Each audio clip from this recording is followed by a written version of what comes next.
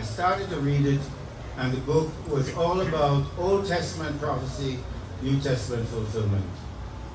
In detail, the prophecies of Jesus of the Old Testament by the Hebrew prophets were being fulfilled by Jesus.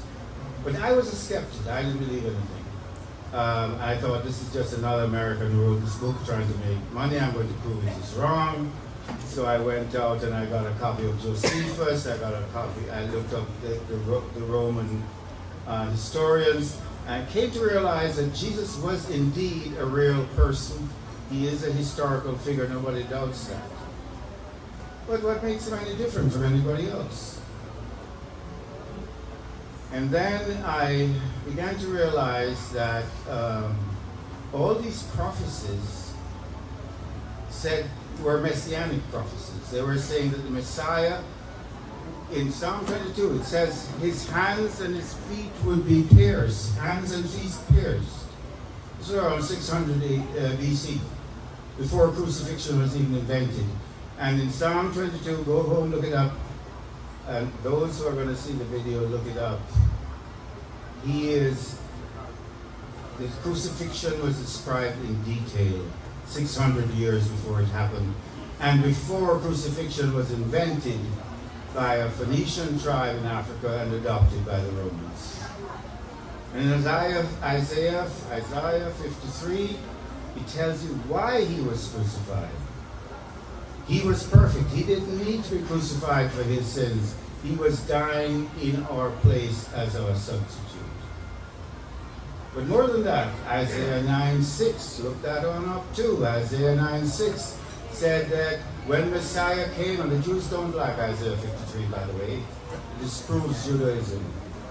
And they don't like Isaiah 9:6 either, because Isaiah 9:6 says, a child is born, and he shall be wonderful. He shall be the mighty God, the Prince of Peace. You go to these Christmas concerts this year, you know Handel's Messiah? Somebody sing it for me, please. Or unto us, what? A child is born, a son is given. He shall be called Wonderful, etc. All of this written hundreds of years before Christ. But I was such a hard-headed cynic. I wasn't just a skeptic, I was a cynic. I said, no. I believe what the liberal scholars say. Those texts in Isaiah were written after the time of Christ and were backdated to the time of the original Isaiah. That is what liberal scholars say. Go to the Anglican Church, go to the Episcopal Church, go to the PCUSA, that's what they'll tell you. Because they don't believe in miracles. But guess what? The thing that got me through, the thing that made all the difference, was the Dead Sea Scrolls. You know what the Dead Sea Scrolls are? Anybody? Yeah.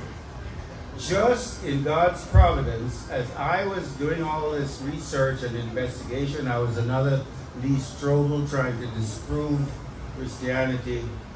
I came across the Dead Sea Scrolls, which had just been published, and what did they say? All the archaeologists and all the scientists authenticated them to be at least 400 years before Christ. And what did they have in them? They had the whole book of Isaiah. They had the Old Testament. So indeed, this was a miracle. Well, think about it logically. If people living hundreds of years in advance knew the truth,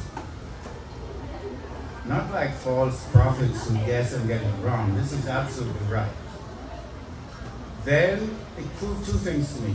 That Jesus was indeed who he said he was, the mighty God, and the Bible is indeed inerrant and inspired because it is written by God, even though it is written through men. So I believed in the inerrancy of Scripture and in the deity of Christ in one swell swoop.